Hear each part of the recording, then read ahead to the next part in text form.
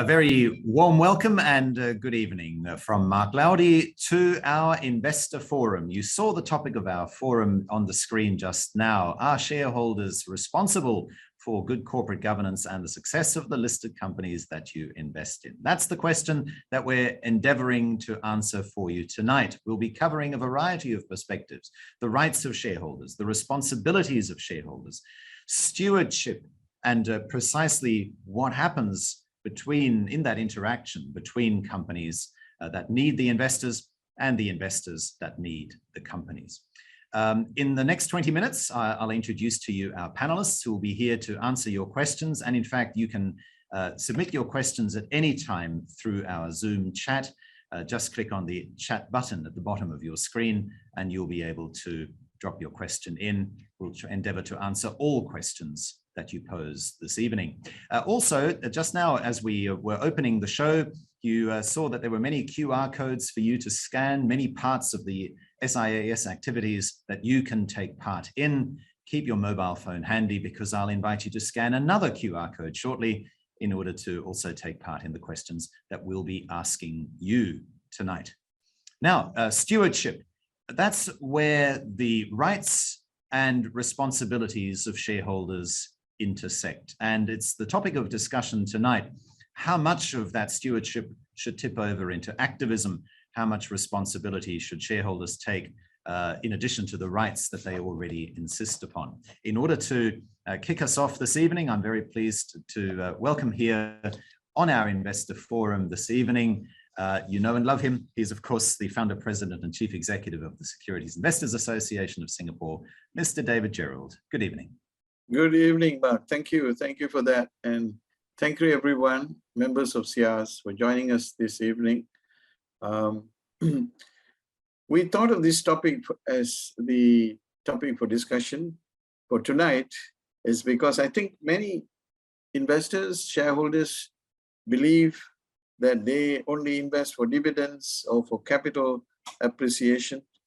And we find that because there are companies who are not practicing good governance, although majority do, there is a fair number who still do not do that. So you'll be asking, why should you investors be concerned about the standard of corporate governance practices in the company you invest in? Right? Because poor governance practices results in corporate scandals and collapses. But then you may be asking, why am I responsible for the success of the business of the listed company? I think you would not have any difficulty recalling any one of the numerous corporate scandals like the collapse of Barclays and Lehman Brothers, insider trading at Bank, Bali, Dieselgate at Volkswagen, WorldCom, Enron, Olympus, just to name a few.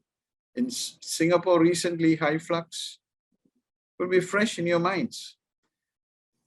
Sometime back, we had China Aviation Oil, which fortunately was revived. Not all companies that failed got revived. Therefore, one can easily infer that bad corporate governance practices in a listed company is often a good sign of corporate trouble ahead. Today, you can easily find on the internet detailed accounts of corporate fraud, accounting scandals, insider trading, excessive compensation, and other perceived organizational failures that lead to lawsuits, resignations, and bankruptcy. But why is this important for shareholders, and what can you do about this? That is the question we will discuss tonight. Let me start with the importance of corporate governance in the modern corporation. Why is it important? So what exactly is corporate governance and why is it necessary in today's modern corporation? If management is about running the business, corporate governance is about what management does to show that the business and your capital is run properly.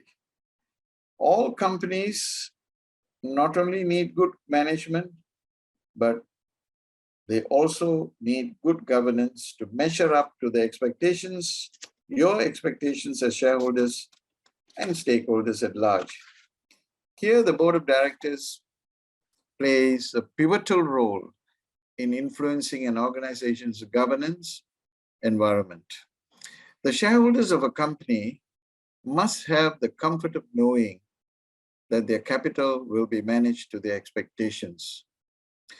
When developed and implemented wisely, corporate governance can become a very useful tool to show the board's commitment to integrity as well as its obligations to you as shareholders.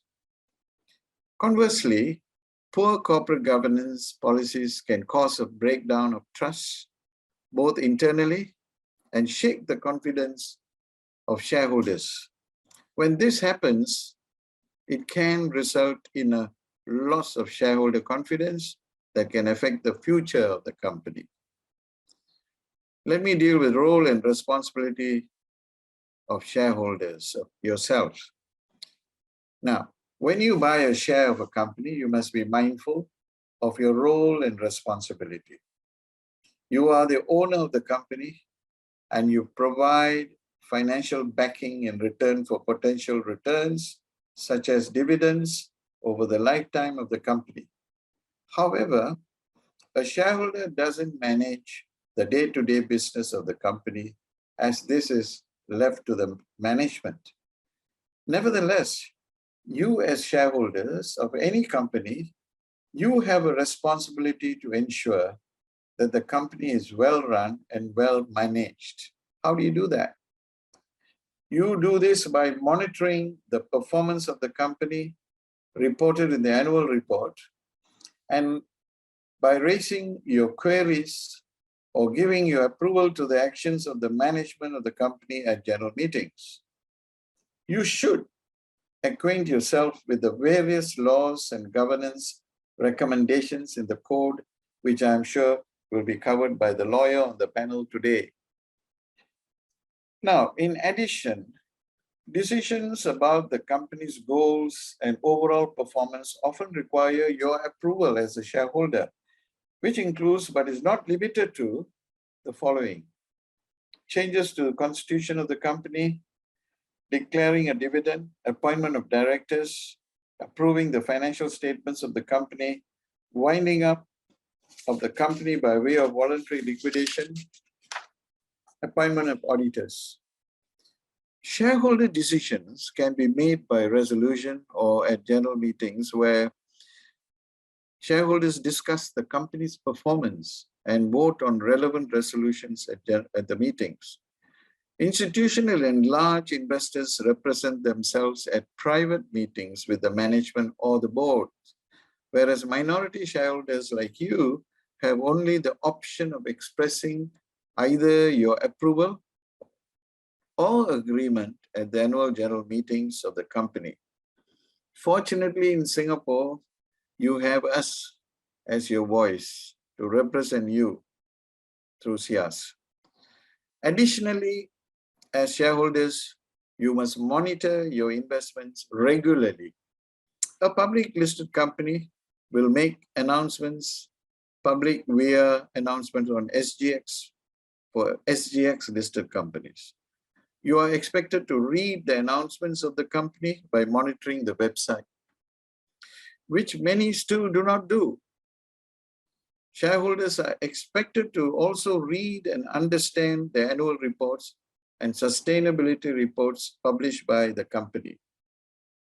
SIAS also poses questions on the annual reports, and if the company is not responding, then you should raise these questions at your annual general meeting. Singapore is a caveat emptor or buyer beware market. This is the principle that the buyer alone is responsible for checking the quality and suitability of the investment before a purchase is made.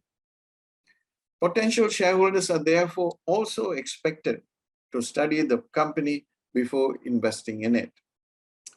Shareholders cannot judge a company's performance by the presence of prominent people on the board or management, falsely believing that they are related to the prominent personalities and not raising relevant questions.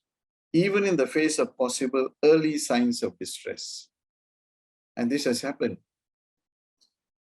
The concept of having shareholders for the companies is to make the companies accountable for their actions. Shareholders must be active participants at meetings with decorum. Shareholders are not represented on the board of directors, and the board of directors act as the custodian for shareholder interests.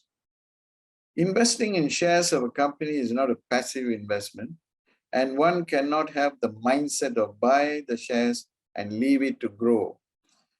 Investors must understand this before investing in any share of the company. Let me now touch on the rights of shareholders. Correspondingly, being a shareholder confers upon you several rights. The corporate governance framework should protect and facilitate the exercise of shareholders' rights and ensure the equitable treatment of all shareholders, including minority and foreign shareholders. All shareholders should have the opportunity to obtain effective redress for violation of their rights. Equity investors or shareholders have certain property rights. For example, a share in a public traded company can be bought, sold, or transferred. A share also entitles the investor to participate in the profits of the corporation, with liability limited to the amount of the investment. In addition, ownership of an equity share provides a right to information about the corporation and a right to influence the corporation, primarily by participation in general shareholder meetings and by voting. Shareholders' rights are contained in these 6 instruments. The most important right of a shareholder is the right to attend general meetings and ask questions. I will not go through these 6 instruments. I leave it to the lawyer on the panel to touch on them. Although the number of attendees at AGMs have been increasing, there are still a fair number who show no interest in attending meetings. Hopefully, with the introduction of hybrid meetings, it will encourage many more shareholders to attend the general meetings. SIAS has published a few handbooks on our website. I encourage you to read and familiarize yourselves with them. They are guide on best practices for shareholder meetings of listed companies and shareholders' rights in an SGX listed entity. You must read this, written in very simple English. It will help you to understand your rights better. These are available free on the SIAS website, and I encourage you to download them. If shareholders feel that they need representation for their position to be championed, you can come to us. We have, it is common knowledge, championed a number of issues successfully since the formation of SIAS in 1999. Let me deal with some bad corporate governance practices and how rights were affected. Slide 10. We have to thank Dr. Mahathir of Malaysia for giving us the reason for forming SIAS. Singapore investors have been trading in Malaysian shares of the club since January 1990. We have 22 years intervened in many cases, and this one is the one that really got me to form SIAS, the Club Saga case. Malaysian authorities froze shares held by 172,000 Singaporeans in some 180 Malaysian listed companies. Malaysia badly affected by financial crisis in 1997 to 1998. Surprisingly, private Malaysian companies, and they froze our shares worth $5 billion US. Surprisingly, private Malaysian companies were trying to intervene to settle the issue. We did not entertain them. The demand was for 52 cents per share. SIAS offered 1 cent to 1.5 cents. We stood firm, and the shareholders rallied around SIAS. International media supported SIAS. Funds left Malaysia. The demand was that whatever demand they made, we did not give in. International media supported SIAS. funds left Malaysia and Singapore gave notice to refer matter to WTO. Malaysia settled the issue on SIAS terms. Club was an over-the-counter market set up to enable Singapore investors to continue trading. And, we cannot be bullied as investors. And when we stand together, we are strong. So Club gave me the impetus to form SIAS, and we have continued representing investor rights effectively and with a strong voice. Let me also mention a few more cases, just 3 more, briefly. Nat Steel, bundle resolutions. In the case of Nat Steel, the company in 2003 wanted to link the amendment to the Memorandum of Articles to the resolution to pay dividends. They said that in future dividends will be paid in scrips. Now, this was a bad precedent, and SIAS moved in quickly and was able to help the shareholders who were depending on, especially the retirees, depending on dividends, to defeat the attempt by the company board to bundle the 2 resolutions and deny the shareholders dividends to be paid in cash. That would have been a disaster. Many companies may have followed that bad example. So we moved in and we helped the shareholders to defeat the resolution, bundle resolutions. You can look at more details of this case in Dare to Challenge book published by Straits Times on our 10th anniversary. Slide 13. Now, China Aviation Oil. This is a case where it was clearly demonstrated that if the board and shareholders don't work together in a crisis, the company will close down or restructure in a different jurisdiction. This China company was the darling of the market in Singapore, collapsed suddenly due to unauthorized trading in all futures by CEO. The board was not aware of the risks undertaken by the CEO, mounting to US $650 million. The company collapsed. Investors wanted to sue the company, but absolutely no possibility of recovery. So SIAS worked with the Chinese authorities in Beijing and managed to help restructure the company with injection of new capital from China. Shareholders recovered value. Company is doing well today. Tiger Airways, privatization offer. In the case of Tiger Airways, privatization by SIA, minority shareholders were unhappy with the offer of 41 cents because SIA had bought Temasek's 7% stake in Tiger Airways at 67 cents and converted perpetual securities at 56.5 cents per share in 2014.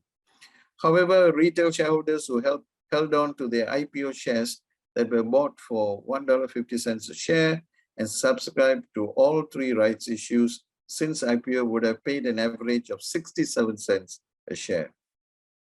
The offer price was 39% lower than what long-term minority shareholders paid. This offer the minority felt was not reasonable. SIAS intervened and wrote a letter to the board asking for a higher offer and secured a higher offer at 45 cents for the aggrieved shareholders. So what's next for shareholders? There is a growing shareholder activism in Singapore. Shareholders are becoming vocal at meetings, though the number is small, but they are effective. Over the last 22 years at SIAS, I have witnessed that retail investors have become more active. We're also seeing the growth of hedge fund activism. Hedge fund activists tend to target companies that are typical value firms, companies that also attract many retail investors with low market value relative to book value, although they are profitable with sound opening cash flows and return on assets. Payout at these companies before intervention is lower than that of matched firms. While such activity is common in other markets, Singapore is also seeing a growing number of activist investors and activism. Hedge fund activism is a key disciplinary mechanism in corporate governance. It consists of actions aimed to change the way a company is managed without trying to gain control. However, because hedge funds profit from short-term changes in stock prices, they may also be responsible for short-termism in corporate governance. Feeling the pressure of hedge funds, managers may pursue short-term stock returns at the expense of long-term value creation. For this reason, policymakers have been skeptical of hedge fund activism. Retail shareholders should better understand the motives behind hedge fund activism before joining their campaign. Now, ESG shareholders. From our research with investors, more than 85% indicated using non-financial information to make investment decisions. Therefore, investors need to pay more attention to ESG disclosures. It has been found that shareholder engagement on environmental, social, and governance ESG issues can benefit shareholders by reducing firms' downside risks. Specifically, findings highlight the effect of ESG engagements on firm values or returns. In April 2010, the explosion of the oil drilling rig Deepwater Horizon resulted in the worst maritime oil disaster to date. The culprit was quickly identified, the oil rig operator BP. The court's ruling made legal history. BP has so far been forced to pay approximately $65 billion in penalties and settlements payments. The environmental catastrophe was also a disaster for investors. Between April and June 2010, the BP share price fell by around 50% and still hasn't fully recovered. The COVID-19 pandemic has exposed vulnerabilities across all sectors around the globe. Challenge in health care delivery, supply chain management, food security, and employment, to name a few, have been felt by everyone.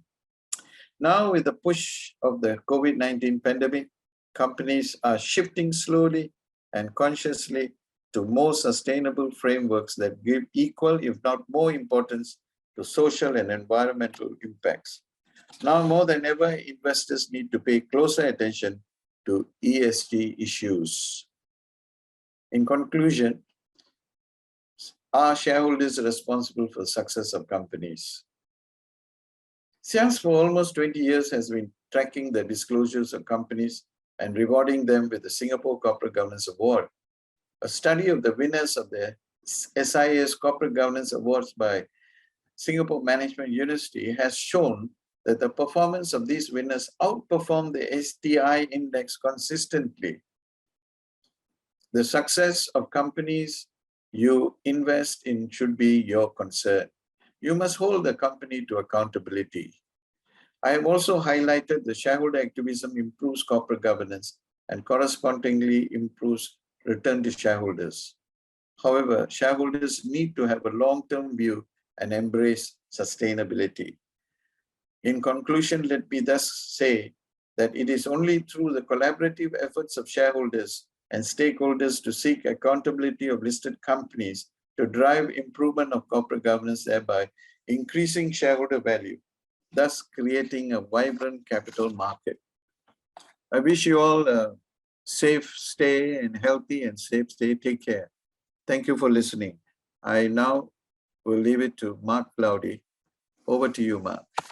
Thank you very much. Mr. David Gerald, the founder, president, and CEO of SIAS, for the rallying cry. And as we head into our conversation, we're of course also looking for you to contribute with your questions, your comments, any contribution you'd like to make.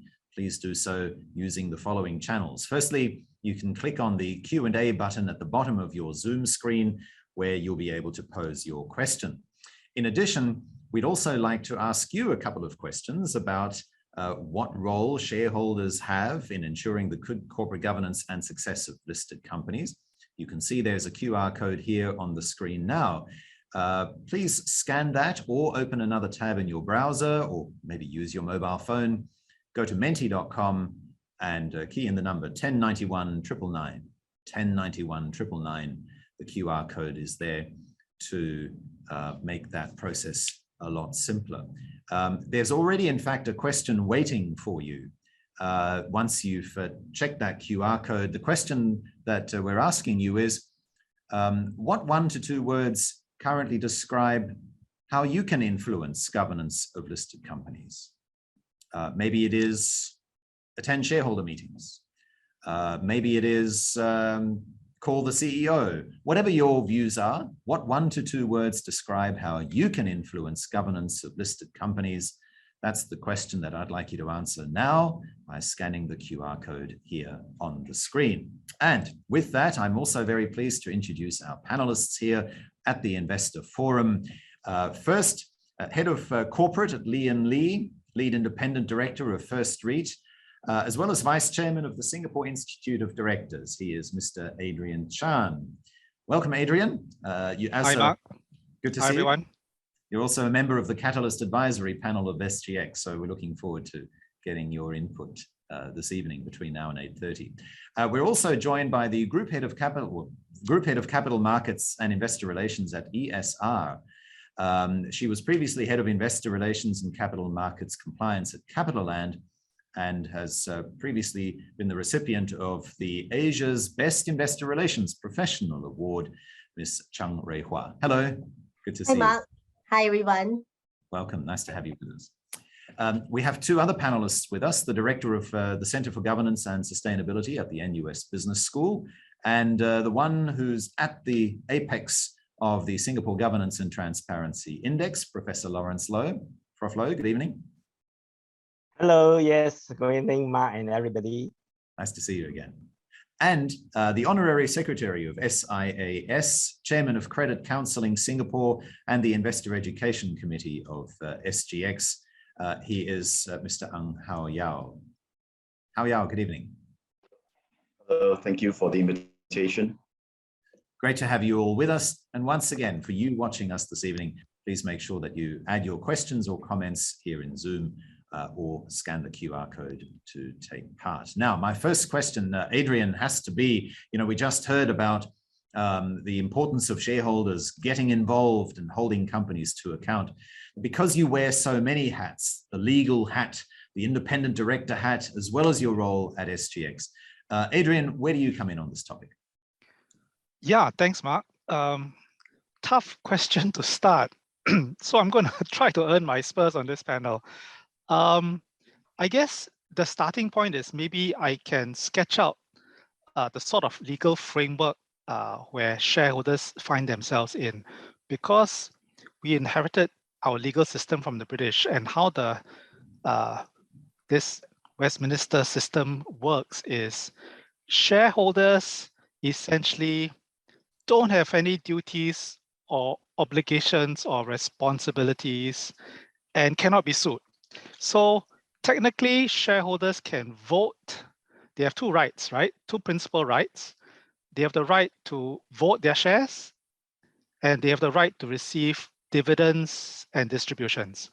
So shareholders only, technically, in a very cut and dry, boring legal lens, they don't have any duty. So they can't be sued, unlike directors, because directors have fiduciary duties. They're supposed to be looking after the interests, not just of the current shareholders, but future shareholders of the company. They're supposed to look at it through a long-term lens. That's why they have to conserve cash, think about how to deploy resources, etc. And if directors fail in their duties, whether they hire the wrong CEO or pay him too much, then shareholders can hold the board accountable. Shareholders can choose to exercise their rights by influencing management through their votes at shareholder meetings. And this structure is a little bit cumbersome because shareholders can call for meetings if you have enough votes, enough shares. You can requisition a shareholder meeting. You can demand that the CEO be sacked. But in most business decisions, shareholders cannot influence the company's management directly. For example, if the shareholders are not happy with the level of dividends being paid, and that's a frequent grouse of shareholders, right? So I've seen instances where shareholders requisition EGMs and demand a higher dividend, but shareholders actually cannot force a higher dividend on a company. The dividend rate must be decided by the board, but approved by shareholders. So shareholders can veto the dividend or change the board if they're not happy with the dividend, but they can't force a dividend on the company because that's not how the law is structured. All right, they can't force it, but they can influence, can't they? They can influence. So this is all pure legal rights that we're talking about. But that's why it's not ideal. And we're moving beyond this very legalistic structure to look at a more governance structure that's alive. And that's why I think Mr. Gerald was talking about how shareholders in this current world where we are looking at stakeholder capitalism and sustainability, shareholders do have a responsibility to influence the board, influence management on many issues. And we're so lucky to have SIAS to be a multiplier of the voice of shareholders, because shareholders can, of course, ask questions at AGMs, sending questions to the board. If they're unhappy with it, they can use many other instruments to put pressure on the board, whether it is on forums, sending notes to the exchange. The exchange has a whistleblowing office that is active. I tested it by sending a whistleblowing notice once to the exchange over a company that I was unhappy with, and they responded to me. And of course, engage with SIAS who can multiply your voice. So I think nothing beats engaging directly with boards and management. And I think most listed companies now are actually taking that responsibility of investor management, investor relations a bit more seriously. Yes. And having more investor days and engaging with them. Yes. Well, as we broaden out the conversation, thanks, Adrian. Prof. Loh, in the past, investors might very well have been concerned that if they focus too much on governance as well as environmental and social sustainability issues, that somehow the success of the company, the profitability of the company is at risk. Have you also seen a change there, that the old conundrum between performance and ESG is also advancing, is developing, is changing? Yes, definitely. I think now you can see from companies or even shareholder viewpoint, we are actually burning the candle from both ends. The traditional end is, the financial perspective, that the angle that is quite dominant in terms of how we view a company. But lately, and I think very, very significantly, you can see that the pressure from the other end of the candle, I think, is burning literally very hot. When companies are now expected to perform a broad range of duties and take on a full range of responsibility, and sometimes this can be quite counter to our regular way in which we can see the direct link to value for shareholders. But I think having said that, I think we have to look at it more in the long term, even though many of the actions might be quite contrarian to immediate shareholder interests. I think if you take the longer horizon, I think the whole thing will all come back one full circle and hit you. So the ultimate risk is, that the company might just lose its very essence and the reason why it exists. And of course, that will be the ultimate disasters for shareholders. So I think we actually have to manage time horizon very, very carefully now, and things that may not seem immediately relevant will come back to haunt all of us at some point in time, especially for shareholders who are putting in for the long haul. Can you give us an example of where that intersection might not work so well? Yeah, I think if we look at, say, for example, climate change, I mean, that's the most immediate. It's literally hot issue, pun intended, very hot. That there's this issue of externality, because companies don't pay the price, the social price of pollution, the social price of degradation of the environment, the greenery.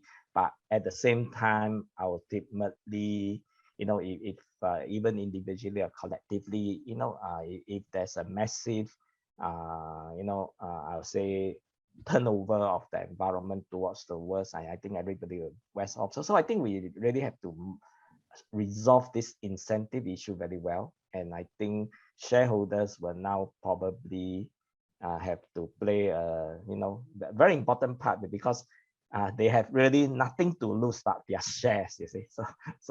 So literally, you have to look at it, especially if you are investor. I mean, if you are speculator, I think how we view the equation would be quite different. I mean, you take the money and run, whatever the color, green or otherwise. I mean, yeah.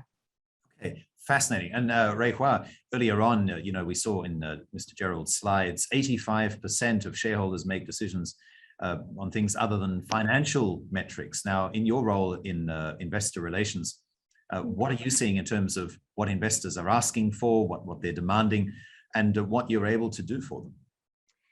Thank you, Mark. I think this is an interesting question because ESR is a newly listed company.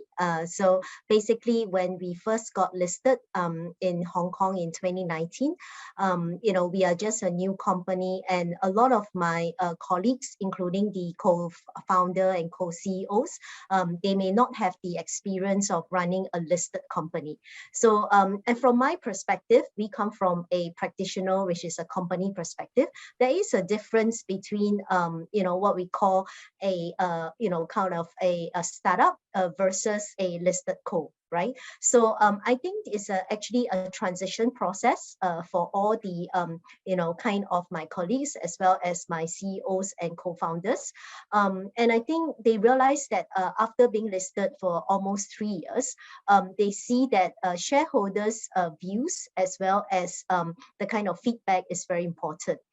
We also strive to make sure that we perform well in terms of our ESG rating. So as you know, in ESG, one of the pillars that ESR has chosen is on the corporate governance as well as the financial performance. So there are certain standards that we follow in terms of like the UNDP kind of standards. And basically, we take the feedback of our shareholders. For example, in Hong Kong, our general mandate for issuance of shares on a preemptive way is 20%. Now, this is a typical Hong Kong standard. I think for this year, after being listed almost for 3 years, and we have listened to many of our shareholders' kind of feedback, we voluntarily brought it down to 10%. So this actually got quite good response from our major institutional shareholders as well as our retail shareholders as well. Can you just take us through those numbers again? What was the 20 down to 10%? Sure. In Hong Kong, I think it's the same as for Singapore. The general mandate for preemptive issuance of shares is 20% of your total share issuance. Mm-hmm. So that's the same for Singapore as well as Hong Kong kind of listing rules. So many of the companies actually keep to that because they want the flexibility of being able to issue shares, like for rights issues, for placements, up to 20% of the total, issued number of shares. But, for ESR, after listening to the feedback from many of our institutional shareholders, including activists like SIAS and Glass Lewis, we voluntarily brought it down to 10%, which is actually to ISS and Glass Lewis, that's the international standard. In other words, if you want to issue more than 10%, you'd have to go back to shareholders. Go back to shareholders to get EGM approval. Yes. Yeah. So, and obviously now that you're the world's third largest listed real estate management company, yes. Are you finding that the pressure on you is growing the larger you become? Definitely. I think, as we grow larger, now we are a 140 billion AUM company. There will be more expectations from shareholders. There are more stakeholders. I always call shareholders as one of my important stakeholders. So, like what I mentioned, their feedback is very important. We do hear their feedback and try to address it. That's especially during the AGM or the EGMs. During normal days, we actually, attend many of the conferences, and like just now, some of the colleagues here have shared that listening to the shareholders through either conferences or engagement through this kind of dialogue sessions is actually helpful for us. One good example will be recently, beginning of this year, we actually did a merger between ESR REIT as well as Logos, ARA Logos Trust, which we have worked closely with SIAS to engage our retail shareholders for these two REITs. I think after listening to the feedback of shareholders, we actually raised the price or the exchange ratio. So it became more fair to both sides of the shareholders as well. So I guess shareholders' feedback is indeed important to us. Okay, cool. And we'll come back to you during the course of the evening to find out more about what they're saying. Hao Yao, meantime, I'll invite you to, in your opening comments, also perhaps take in the results of the initial question that we asked you this evening. Are shareholders responsible for good corporate governance and successful listed companies? Well, that's not only the title of our investor forum this evening, it's also the question that we asked you. And this is what you've said. 95% of you said, yes, shareholders are responsible both for governance and the success. 5% of you didn't. Hao Yao, I will invite you to react to that shortly. But firstly, let me get started on the next question, and that is with the one I mentioned earlier. What 1 to 2 words describe exactly how you can influence governance? What's the way that you think we can influence, even though rights of shareholders don't extend beyond the law in the way that you, Adrian, mentioned earlier? How can we influence the governance of listed companies? So Hao Yao, firstly, what are your thoughts? 5% of people saying, no, it is actually all up to the company. What do you think? Well, they may have misunderstood the question, because responsible means if it's poor, then you're to blame. But I think I will read it as it refers to whether minority shareholders should be active in good corporate governance practices in companies. I think first and foremost, as investors, we have to accept that only when the best available people join the company as directors and executives, operating with the best policy and practices, then we can maximize our return. And that's essentially what CG is about and why investors should be paying attention to it. Now, the other question is also, there are so many parties involved in the corporate governance of listed companies. Executive directors, non-executive directors, IDs, internal and external auditors, regulators, and other parties who are responsible for CG or parts of it. So the question also is, why does it boil down to investors, right? I mean, if there are so many parties looking at this, surely they should all be performing, to some kind of pretty good level of CG. And for this, I would say, I will point to a particular area, right? And this can be gleaned from the Singapore Governance and Transparency Index, published by the NUS Business School under Prof. Loh, who is here with us today. The top score for 2021 is 128. The bottom score is 4. Okay, that's ranking about 500 over companies. More than half the companies scored under 70. Okay, so maybe only about half the highest. So clearly there are many companies who should be leveling up, and investors should do well to look at this list to see if they have shares in these lower scoring companies and see which areas they can push for better governance. So I'm pointing to the fact that investors still need, to look at CG and still need to advocate for good practices. And how involved should they then get, Hao Yao? I mean, Mr. Gerald was imploring you to, in fact, imploring everybody to make sure that you at least read the announcements to the exchange. It doesn't necessarily take an email to the whistleblowing address of the SGX like Adrian messaged earlier, right? What are your thoughts? Well, I guess it depends. It's very different for each company. If certain companies you feel are well managed, then you don't have to spend so much time in it. And certain companies, which, for example, I pointed out, if they're poor in CG, either being named and shamed in the papers or low in the ranking, then we should spend more time on it.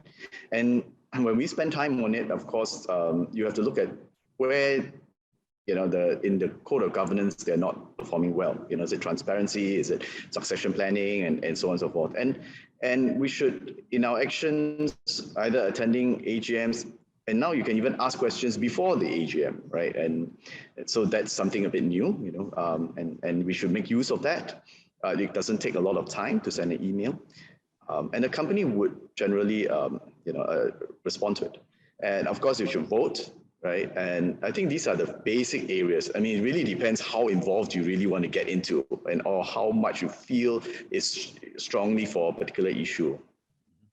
All right, let's take some questions. And Adrian, here's the first one for you about the legal aspects, which you're obviously very well versed in as the head of corporate at Lee & Lee. Why is corporate governance not mandated and part of law? Would it be easier for shareholders to seek redress under the law? Yeah, so corporate governance is not a destination, it's a journey. So it's a whole spectrum of things, and parts of it is in law. And actually, you've seen that slide from Mr. Gerald's presentation where he said that shareholders have certain rights under various legislation, including the Companies Act, including the company's constitution, the Securities and Futures Act. So these are laws, right? So under the Companies Act, if shareholders feel that there's been a breach of fiduciary duties by the directors, they can actually take up action and sue the directors. So there is possibility for shareholders to make directors accountable legally. That's right, over here, it's on the screen. Yep. So for example, the Companies Act is enforced by ACRA. And when I was on the board of ACRA and we were looking at how to reform the Companies Act to make it more responsive to the business environment, we always took a look at it from the point of view of how shareholders' rights can be enhanced, can be looked after. So shareholders have the right to ensure that there's no minority oppression, fiduciary duties are complied with, and SGX listing rules are enforced by the SGX. So shareholders can't enforce that, but if there's a breach of the listing rules, you can certainly raise it with exchange. The two codes, the corporate governance code is a sort of aspirational best practice code. So it's applied on a comply and explain basis by the SGX. So you can certainly query the listed company if the justifications for the deviations from the code are not to your satisfaction.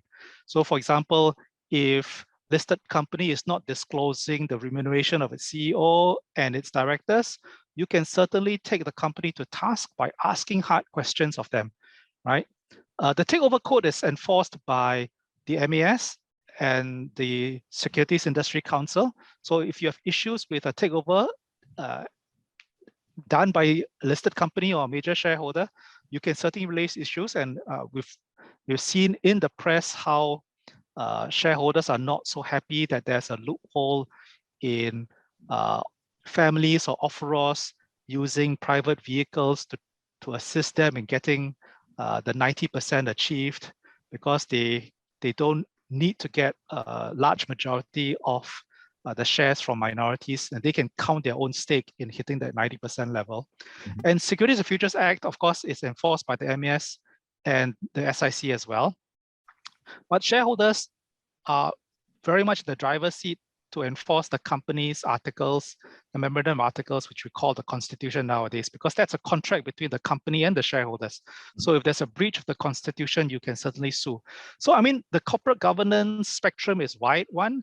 The question is, to what extent do we want to make some obligations enforceable? And a good number are, but equally on the more aspirational side of the spectrum, we want to encourage listed companies to grow as they mature and to hit those levels voluntarily.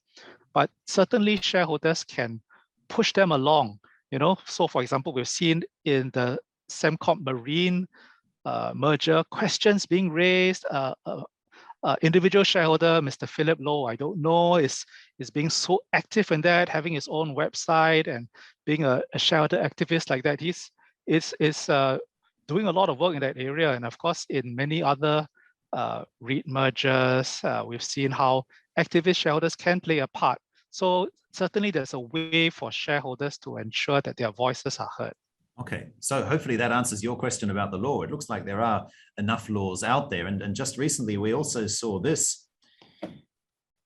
The new version, the first one out in 2016, the new one launched just at the end of March this year, just 2 or 3 months ago, the Singapore Stewardship Principles for Responsible Investors. Adrian, would you care to give us a quick snapshot? This is not a law, right? This is no, it's not. It's a code, and it's a very interesting thing because the Code of Corporate Governance actually obliges listed companies and their boards to be held accountable for certain corporate governance practices, right? And that's purely on the shoulders of the board to comply with the Code of Corporate Governance.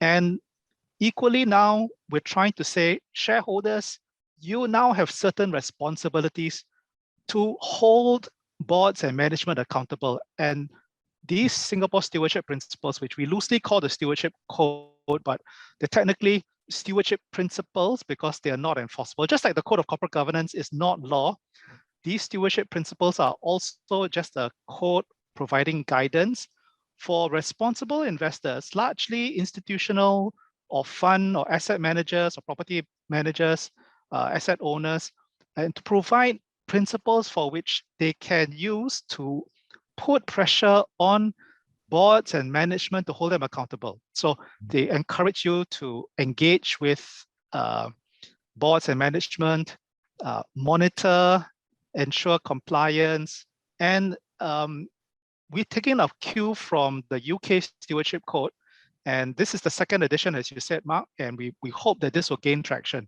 Okay, cool. And back to the original questions. By the way, please join us and ask your question either by clicking Q&A at the bottom of the screen or here through the Menti code. I guess the point still is that you need to get actively involved. But one question that's come in from Boon Keng, thank you for messaging. You're asking, but once we shareholders become minority shareholders, we're at the mercy of bad governance from the few unscrupulous majority shareholders. Adrian, as you look at the principles, do you see friction not only between shareholders and companies, but also between retail shareholders and the big institutions? Yeah, I guess in Singapore, the reality is majority rules. It's still a very frightening prospect. Well, and it's not only in the listed company space, in a private company space as well. If you want to invest at a startup and you go in as a minority, if you don't have a very strong joint venture or shareholders agreement to protect you, you're really at the mercy of the majority. So the majority rules in any relationship, in most marriages as well, I would say. But that aside, the thing is, the law seeks to maintain a balance between majority rights and minority rights, and the majority should be held accountable. And I think there have been issues about how the majority can stack the board with their own appointees. And that's why we're supposed to have independent directors who are looking after minority interests.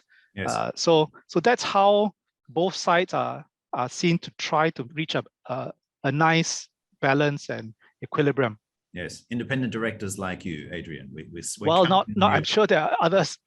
Okay. More sterling independent directors, yeah. No worries. Well, Rui Hua, over to you. What sort of what do you see as more influential on your side? Is it more laws? Is it more principles and guidelines? Or is it in fact shareholders, retail and institutional, who get up and speak up at the annual general meeting? From my perspective, I think it's more from the shareholders' feedback, because like I mentioned just now, the shareholders will give you good and bad kind of feedback. So they are definitely the immediate scorecards that we see. For example, in AGM, they can just vote in favor or against certain kind of resolutions. So I think not more laws and more writings coming out may help corporates. In fact, I think there should be a more dialogue between the shareholders as well as the corporates. I think that will be more helpful for us. Yeah. Okay. Well, a number of suggestions have come in from you as well, our viewers this evening. And by the way, we only have just over 20 minutes left, so please get your questions in, as well as contributing to the question that I asked you earlier, which is, of course, what 1 to 2 words you could engage in order to get people to act. And I'll come back to that question in just a few moments. These are the suggestions that you've made. Voting comes up several times. Can certainly vote, engage, active engagement with the company, seek accountability, raise questions. Thank you for your contributions, and you're welcome to continue to contribute. But Adrian, I've also got a question here. Boon Keng again, thank you for this one. Adrian, shareholders' questions are voted down by the board who are aligned to the chairman. Another question that's come in is this one here, where in essence, because now questions are asked prior to the AGM, many of these questions are paraphrased, and the meaning and essence of the questions is watered down and even altered. How do we address this problem? Firstly, Adrian, and then let's hear from Lawrence and Hao Yao. Adrian. Yeah, I think this is an unfortunate and perhaps unintended side effect of virtual meetings, where questions are sent in ahead of time, and so they're not dealt with in a real-time manner, and so they get paraphrased. And even moving forward, because the exchange is now saying you need to have, if you want a virtual AGM, you need to have the facility of real-time questions, real-time communication, and real-time voting. So that's a prerequisite if you want to have a virtual meeting. Otherwise, you have to have the ability to hold it physically as well, right? Mm-hmm. But even this virtual real-time question, I think listed companies have the option to have a sort of moderator who will be filtering and paraphrasing questions in a way that's probably going to take the sting out of them. And I guess how we address this problem is keep sending questions in, keep putting things out there and putting pressure on the company. And hopefully more companies go back to physical meetings where you can ask questions directly in an unfiltered way. But there was another suggestion over here. Prof. Loh, if I could get you to pick up from where Adrian left off and build on that. One of the suggestions was publicize bad behavior. And in fact, we have an additional question that's popped up here. If one has questions, what's the optimal way of posing them? Is it through a private email to Rui Hua at ESR, on email in a private one-on-one fashion? Or is it in fact to publicize your question, perhaps through social media, Prof. Loh? Okay. Yes, I think first of all, if you look at the train of questions, I'm very happy, first of all, Mark, when you have questions in our panel here, we never paraphrase the questions, we show it as it is. So I think companies should learn from SIAS how we manage the panel. There's no censorship board. What you see is what you get. And I think that that's a very important discipline, whatever the channel.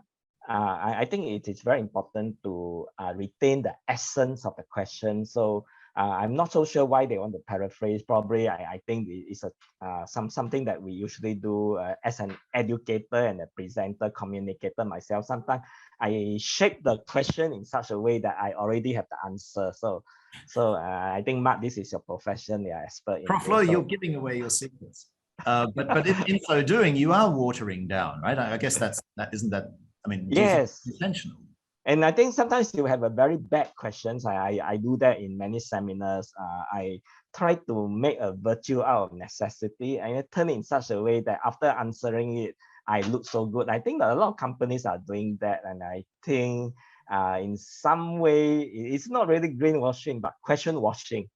And of course, I think we need to cater to that, and we should have established certain channels. And I think the technology is available now in certain EAGM, or even that there are certain software that that perpetuate questions such that everybody can see the exact phrasing and the words. And of course, there must be some moderator, because some of the wordings might be quite libelous, scandalous, or even just simply rude or vulgar. So we have to maintain that civilized manner. But I think by and large, we should let all of this through. And I think if a question is not fair, I think investors are smart enough to see that some of the questions are pinpointed, and they are there to serve specific sectional interests. They are not in the spirit of good,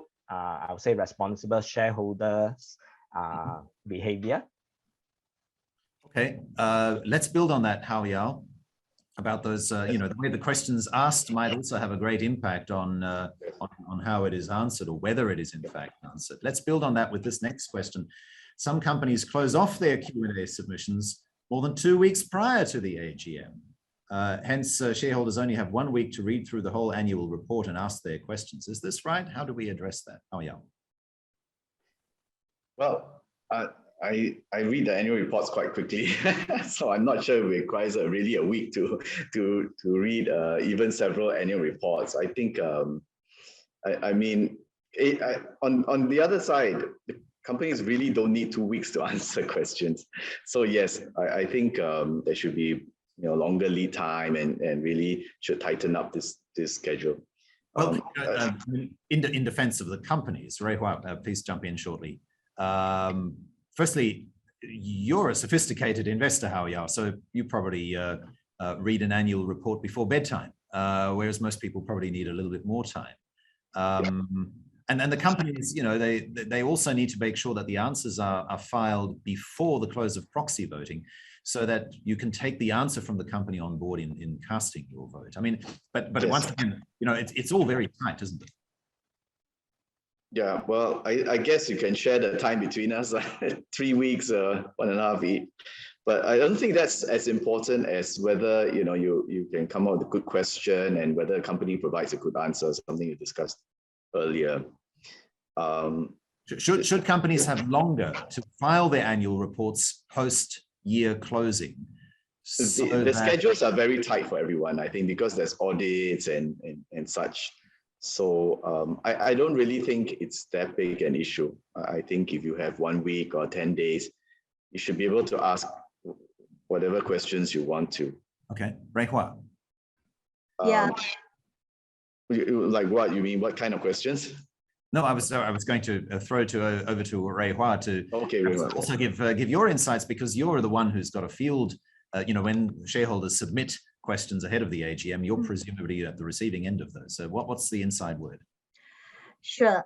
From my perspective, because in Hong Kong, we only have a live kind of AGM. So we don't have the sending in of questions. But for my ESR REIT, yes, we do have that, and Suntec REIT as well. So I think from our company's perspective, we do take every single question very seriously. So I do oversee them answering the questions, and we don't paraphrase the questions, so that the sting actually gets watered down. We do get difficult questions, and I think honestly we do reply properly in that sense. Yeah. I personally still prefer AGMs to be live. And I kind of feel that, from a shareholder's perspective and a company's perspective, I think this is a very good session to interact. And I think from a company's perspective, we do take a lot of effort to prepare for AGM. So, for all the shareholders that are online now, from a company's perspective, we do take time and effort to actually prepare for the AGM. And usually for my companies, we do make sure that we have a presentation by the CEO or the chairman to update all the shareholders on the market trends, as well as what has been going on in the company. And we'll open up the floor for questions from the shareholders. So I think, having a live AGM like just now, many of the panelists have mentioned, is actually helpful, because it's probably one of the rare sessions that, all shareholders, whether you're big or small or minority or majority, you get to see the management, as well as who is the one running the company for you. Yes, and isn't it surprising actually how many companies don't have a CEO's presentation in a hybrid event? But Rui Hua, presumably, if shareholders also need to play their part when they send you the questions. I mean, previously when you were at Capital Land, certainly thousands of retail investors, 10,000 or so. The way they phrase their questions probably also impacts your enthusiasm for answering. Fortunately, when I was, in charge of a Singapore listed company, it wasn't COVID, so we do have live questions, and like I mentioned, there are friendly questions. There are also difficult questions. On the other hand, there are also difficult shareholders, or and also friendly shareholders. But I think it's a company's responsibility to respect all the shareholders and to answer their questions properly.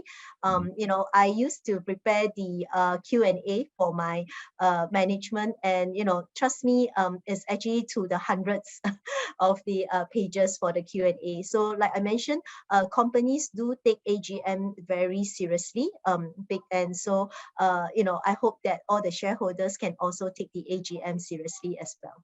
Indeed. On with more questions. Adrian, could you wrap up the legal aspects of hybrid versus virtual versus in-person with these two questions? Adrian, Ailuan, thank you for submitting your question. You wrote here in the Zoom chat box, I think Singapore should follow Hong Kong style of allowing questions to be asked at the AGM instead of ahead of the AGM, before hearing what the directors and CEO actually have to say, which leads me to this other question here. Can SIAS get SGX to lead the way by holding in-person or hybrid meetings to deal with questions real time? If SGX doesn't do it, nobody else will. Adrian, do companies now not need to take questions live? Yeah, I think it remains for us to see how this requirement of real-time communications and real-time voting really plays out in reality as we move into this requirement that the exchange has said is mandatory for AGMs in the second half of this year and for next year. So if we comply with it in a literal way, it could mean that we do it how you are doing it, with real-time questions floated up maybe by Pigeonhole or Kahoot type voting, so that more shareholders can see all the questions being asked and vote in the question ahead of the queue, so that the question with the most number of votes by shareholders gets pushed to the screen in front of all shareholders, and that's real-time communication. The other way is for shareholders not to be moderated and actually allow the shareholders' voice to come through on the virtual AGM. That's a little bit more challenging if you have a few hundred shareholders clamoring to speak. So I'm not sure whether that really works. So it really remains for us to see how real-time communication is interpreted by the exchange and what's the best way to do it. Right now, I think listed companies are doing it through moderated reading of and grouping of questions, like Prof. Loh has said, paraphrasing it sometimes to their own advantage, or sometimes the question isn't well phrased, so they are trying to improve the question. But I think it's really up to the exchange to monitor this and fine-tune its requirements. Okay, which leads me to this next question. Singapore only gives 14 days to the AGM, Hong Kong 21. Should ACRA change the law? You have served on the board of ACRA. Yeah, I think this one is not really ACRA's requirement. It's for listed companies fall under the remit of the exchange. So the exchange should look at whether, they've encouraged listed companies to provide for 21 days, but it's not mandatory so far. So I think if this shareholder feels strongly about it and, write into the exchange and clamor for this, to be honest, I don't think listed companies will mind giving 21 days so that everyone has a bit more time to grapple with the questions, to read the annual report, submit the questions, and for boards to answer them as well. Mm-hmm. Cool. Prof. Loh, if you were able to go to the AGMs in person again and had the opportunity to wave your fist at the directors to demand more governance, would you? Yeah. Don't say anything defamatory, of course. Yes. Prof. Loh? Oh, yes. If I can go for AGM, that definitely virtual or physically, I think that genuine, authentic communication is definitely very, very important, because I think the other thing is, in real time, when you ask the questions and we have a real time response, it's not only just the verbal articulation that's important. Actually, you can see, the body language. Sometimes just by looking at the directors or management answering the questions, you can see the angle of their mouth and the way they tweak their lips, and whether it's actually something they are saying for the sake of saying, and there's something else that is left unspoken. So I think that spontaneity will help, not only just in the wordings, but in the holistic assessment of I'll say the value and the richness of the communication. Yeah. Yes, so there's a lot, and of course you have to go. I guess that's the other point, and indeed a point that one of our other viewers has made here in the Q&A, where Ailun, you pointed out that shareholders can vote at the AGM, but people actually need to go along and be made to feel welcome. I do want to take a couple of additional questions that have come in as well. One in particular, focusing on virtual AGMs and the value of them, because while clearly the rules required you to hold an AGM, when you see the way that some virtual AGMs are being held, you kind of wonder what the value is, as does one of you. Thank you for submitting this one, if this was yours. Some virtual AGMs are so pointless. The virtual AGM seems to be pre-recorded, and some directors don't even show their faces. We don't even know if they're listening into the Zoom call. How do we fix? Adrian? Mark, actually, this will go away. With real-time communication being required next year, this problem will go away. I agree that during the pandemic, virtual AGMs are a little bit laughable, but that was a case of us trying to come up with a system that dealt with safe distancing and yet trying to preserve that outreach. But if you don't have real-time communication, I agree that it defeats the purpose, because it is artificial, and the company can really decide not to answer questions, right? And they're not transparent about it. But with this new requirement, and I think the exchange is to be applauded for doing this, requiring real-time communication, real-time voting. But I think the litmus test is whether shareholders feel that they're being listened to. And although we're talking a lot about how shareholders should engage with companies, I feel that a lot of listed company chairmen need some education as well. I mean, I've seen some listed company chairmen who are quite gifted in the area of dealing with investors, and they will attend AGMs, and you can see that they are extroverts who genuinely want to build a relationship with investors, and they will welcome questions. We need more chairmen to be like that. Of course, unfortunately, some chairmen really feel that shareholders are necessary evil. Once a year, they will turn up, but the less said, the better for them. But I feel that chairmen should be encouraged, and somehow we need to bring them out of the shell to give them the investor skills that Riwa has and Prof. Loh has and Hao Yao has. Yes. We need more of that with listed company chairmen. And it's entirely learnable. That's, I guess, the other point. Prof. Loh, coming in on this, because obviously you're the gregarious sort. Tell us a bit more about the sort of interactions that you've had. Have you found that you have been welcomed when you've gone along and answered questions? Would you be marking companies down in your indexes for those that don't give the CEO's presentation, don't take questions live, don't engage shareholders, and so on?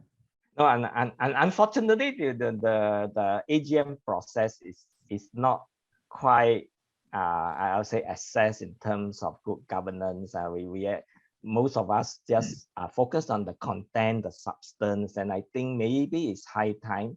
And perhaps me included, and of course, Adrian, Rehua, and Hao Yao would definitely agree. I think we got to factor in the process dimension more than the substantive dimension in how we regulate, how we assess, and position company towards better stakeholder, shareholders engagement. Sure. But Prof. Loh, some companies really do act like they're private companies, even though they're publicly listed, right? Yeah, but private also have shareholders. I mean, but of course, it is. It's more than what meets the eyes, even more into the black box that we are not aware of, and it's less of a one-size-fits-all in private companies. So it's very hard to speculate and comment. Unlike listed companies, that the whole process is a little bit more harmonized. Yeah. Mm-hmm. Okay. We've got 15 minutes left, so last chance to get your question in, either in the Q&A box here in Zoom or through Menti. The code is still on your screen. Couple of quick questions I wanted to wrap up for you. Hao Yao, in a few moments, I will ask you this question here. Many companies are not disclosing remuneration of directors and senior management. Some companies have rolled back stating the dollar value. What is SIAS doing to get more companies to state that dollar value? Hao Yao, I'll come to you in a few moments, because right now on Menti, I'm also asking for your opinion, whether you as a shareholder should have a say on pay. Prof. Loh, I know that that's a matter that's close to your heart as well, as it is for Adrian Chan. Adrian, first, should shareholders not only vote on the directors, but vote on how much they should earn? Adrian. Yeah, say on pay is controversial because, when we were looking at the Companies Act, there is this preservation of this artificial distinction between directors as officers of the company and directors who are employees. So the legal structure is such that if you are a director as an officer of the company, your pay should be approved by shareholders. Directors as officers should be appointed by shareholders, removed by shareholders, and the pay determined by shareholders. And that's why you see at every AGM, the directors' fees approved by shareholders, because those are fees paid to the directors as officers of the company. And that is quite separate from this additional hat that the directors, especially the executive directors, wear. And this hat is one of employment. So once you wear the hat of employment, and that under our legal structure is completely the board's prerogative, because that goes into the business and affairs of the company, and the board decides who to hire, who to employ, how much to pay, who to fire, under what circumstances to promote or retrench. And so the pay of executive directors and all employees are decided by the board, and that actually is something that shareholders have no power over. So it's really strange where shareholders approve at AGMs the small fees of 40,000-50,000 paid to each director, but that $4.5 million paid to the CEO, shareholders have no control over. So this is a sort of artificial distinction because there have traditionally been two hats, right? And we've grappled with it, but somehow this distinction is still live. Right. And there's no way to do it except hold boards accountable on how much they pay their management, right? Or we can ask Hao Yao, what's SIAS doing? Well, first, I think the first part of it is disclosure, right? Then you can act on it. The best practice is, of course, exact value. Although shareholders can already have a good idea of the remuneration if they are in pretty tight bands, right? well, as with any other area of best practice in corporate governance, SIAS will use, SIAS questions on annual reports. We can advocate to companies and regulators. We can use the CG ratings to give, I think there is already a bonus score for that, and which leads on to awards, right? So there is there's some carrots to this as well. Right. Sorry, Howie, I don't mean to cut you off. Carry on. No, the other part of it is, if you know the remuneration, how are you going to affect it? And that's something that Adrian mentioned, right? Whether the investors actually have a say. I mean, this is one of the areas of, and also mentioned by a comment earlier by one of our attendees, is that the major shareholders can appoint their own family members as directors and executives, and also determine their pay. So that's also an area of corporate governance which investors should look at. It also leads to the other point earlier, where a member of our attendees said, you can be outvoted anyway on the board. So should investors even go to vote on it, right? And I think I'd like to address that, because there were several, I think, comments relating to this. And I think we should still vote. And my wish list is the exchange should make it easier for us to cast our votes. So for example, using the CDP platform or something. I mean, it should be electronic, and I don't think you should be mailing in 2 days before and all that. I think that's quite archaic. So we should be encouraged to vote, and we can vote very easily. And then you can aggregate the votes, and companies can see what investors are opposing.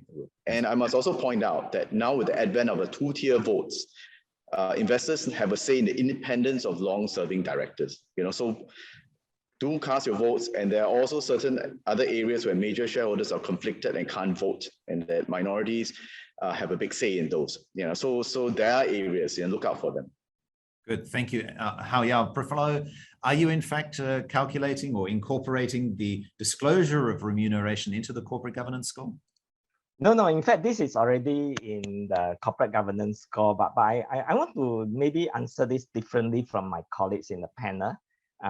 Maybe, the other day in my EMBA class, I asked my students, should students decide the pay of professors?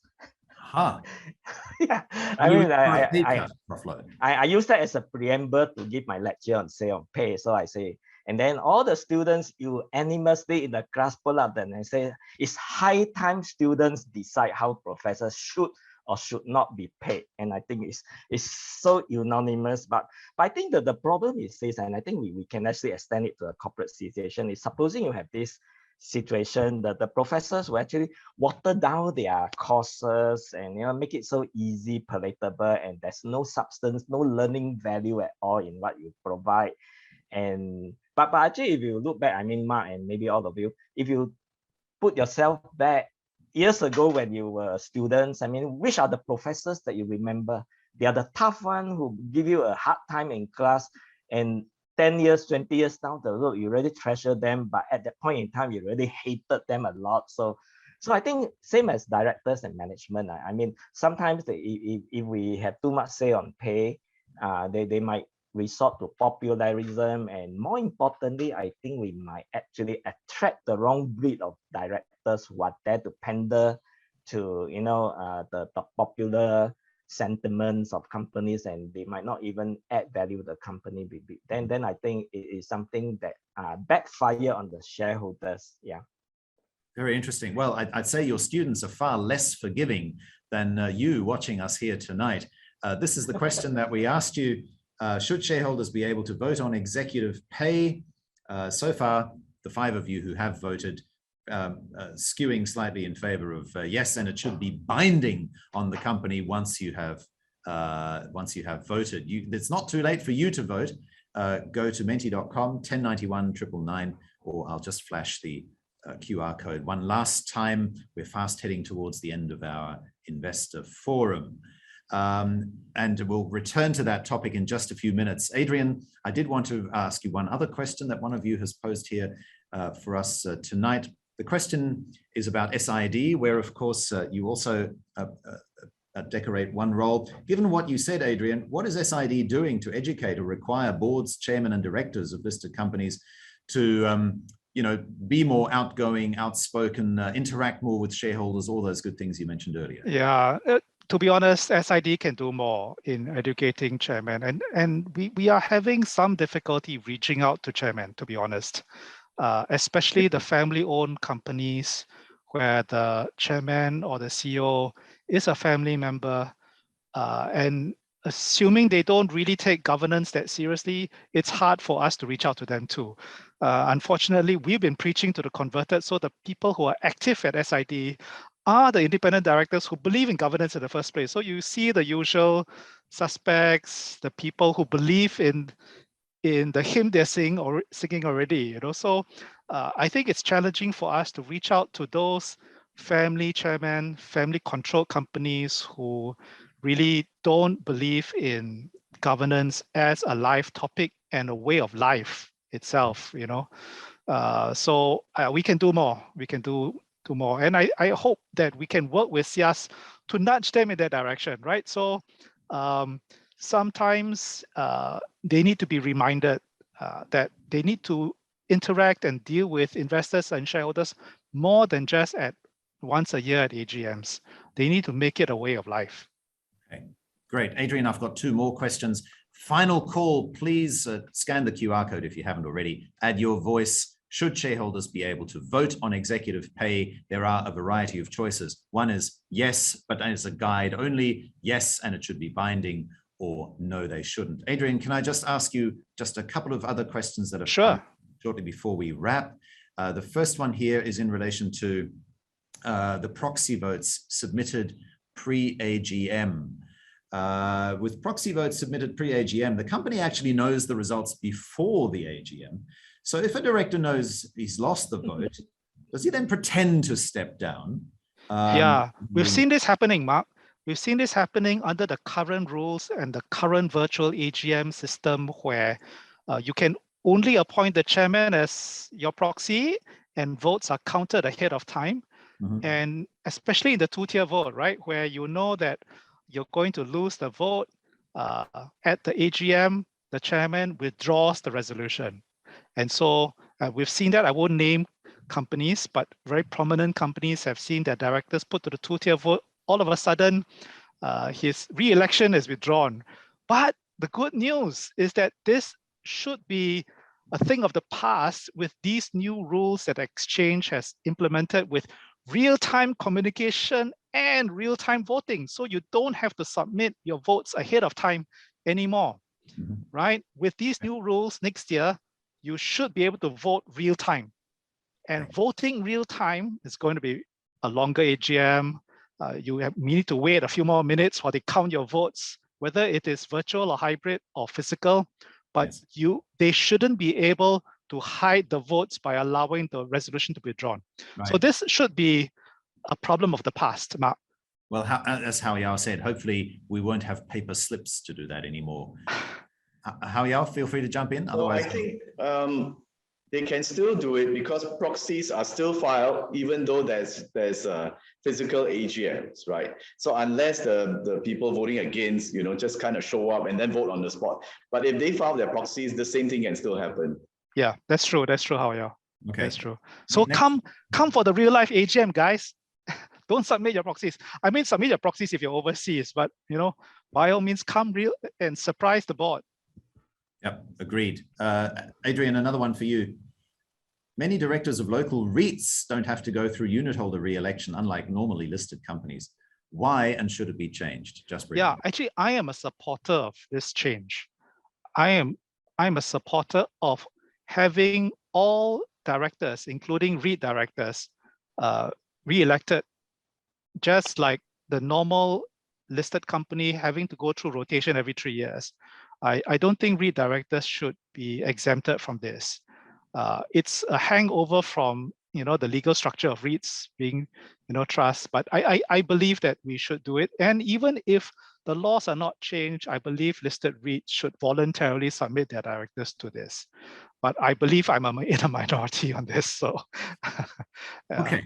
Great. Well, that then leads us to perhaps some concluding comments. I will share the results of the question that I asked you a little while ago.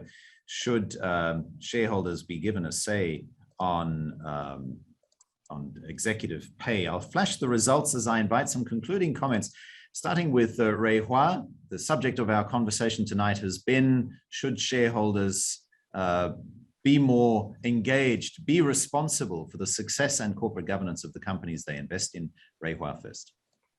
Thank you, Mark. Thank you, everyone, for being on this panel tonight. I really enjoyed myself. A lot of good ideas have been shared. Yes, I think shareholders should play a more active part. In fact, from my company's perspective, as well as all my REITs under me, we're happy for shareholders to participate actively. However, I do think that there should be a mutual respect between the companies as well as the shareholders. I think, especially companies, I think majority of the companies out there, we actually treat our shareholders with sincerity. So I do hope that, there should be a constructive, kind of a channel, an exchange of ideas and comments sincerely. And definitely we will encourage that. Thank you. Prof. Loh, is there a way that you could perhaps also answer this question in your concluding comments? I've flashed this one a couple of times, but we never actually got around to it. Okay. So, as you perhaps reflect on shareholders' responsibilities to be proactive in the company, can they perhaps also be part of the ensuring that the greenwashing doesn't happen in company sustainability reports? Okay, wow, tough question, but let me try. Okay, let me use this, not planned for thinking on my feet. Let me use 4 alphabets, SIAS. Okay, I think that the first thing to detect, uncover greenwashing is specificity. The S, I think if you look at annual report, sustainability report for that matter, I mean, you can say a lot of companies are doing a lot of very generic statement. The board strongly believe in climate change action. They go tons and tons of words without anything specific. So one is specificity. Number 2 is information sources. I think it's very important to see the credibility of where they get their sources of information from. Is it science-based, evidence-based? I think you look at a lot of sustainability report, they quote a lot of things, about the greenness of their material that they use, how biodegradable it is, and actually a lot of hogwash. And I think number 3 is let me say, okay, assurance. I think it's most important that verifiability is something of ultimate importance to, what they do, that audited results, especially in carbon emission. And let me see, the last criteria I would say as, okay, sensibility. I think ultimately it all boils down to common sense. I think that sanctity, that sanity of the reporting should be reflected very, very closely. And I think ultimately, when you look at what they claim, it doesn't pass the common sense test. I mean, it's too good to be true. It's probably not true. Thank you. Yes, thank you, Prof. Loh. Adrian, I also have one final question for you to wrap up together with your concluding comments. Internal audit. Why are internal audit reports not shared? Isn't that one of the arsenal for shareholders to be able to have an influence on the success and corporate governance of the companies they invest in? Yeah, so IE reports, well, I'm not sure shareholders really want to go through a horrendous IE report that talks about operational issues and, passwords not being changed and access rights not being granted and changed. So they're very operational. I think what is required to be shared would be the 120710 statement about adequacy and sufficiency and adequacy and effectiveness of internal controls and risk management systems. And in the corporate governance report, there's supposed to be a write-up on the internal audit function. And I thought the exchange did a good job in finally making internal audit mandatory. So it didn't used to be mandatory, but now it's mandatory. And you can ask questions about internal audit. And maybe instead of making the reports disclosed, what might be useful is having internal auditors present at AGMs. Now the external auditors are present and you can hold them accountable, right? You can ask them questions, right? And shareholders have voted against We famously saw that in the Deloitte case at Comfort Delgro when they, in a really crazy result, were voted out 74%. You know, that shook the whole corporate world. But why not internal auditors? Why can't we have internal auditors present at the AGM and answering questions, right? I think shareholders will like that. I fully agree. And actually, they do make for interesting reading on occasion. Hao Yao, take us home. Final reflections from you, and you can see the results here of the poll on screen as well. Hao Yao. Well, yes, we should have a vote on say on pay. I think regardless of whether it's binding or non-binding, I think that will be exciting. And I think not only just on pay, but I think investors should go on and push for better corporate governance in companies, CEO and chairman separation, succession planning, less busy directors, board diversity, and a lot of other areas. And well, I think stay active. Thank you very much to all of you for your comments tonight. We've got the feedback form and the SIAS newsletter for you to please subscribe to. The QR code is appearing here on the screen. Thank you for your time and attention this evening. Please sign up, be part of it, and join me in thanking my panelists this evening. Adrian Chan from Lee, thank you very much. Professor Lawrence Lowe from NUS Business School. Zhang Rui Hua from ESR, thank you again for being with us. And Ang Hao Yao, rounding out our panelists this evening. I'm Mark Laudy, wishing you a wonderful evening ahead and hope to see you at the next AGM. Good night. Bye. Thanks, everyone. Thanks, Mark.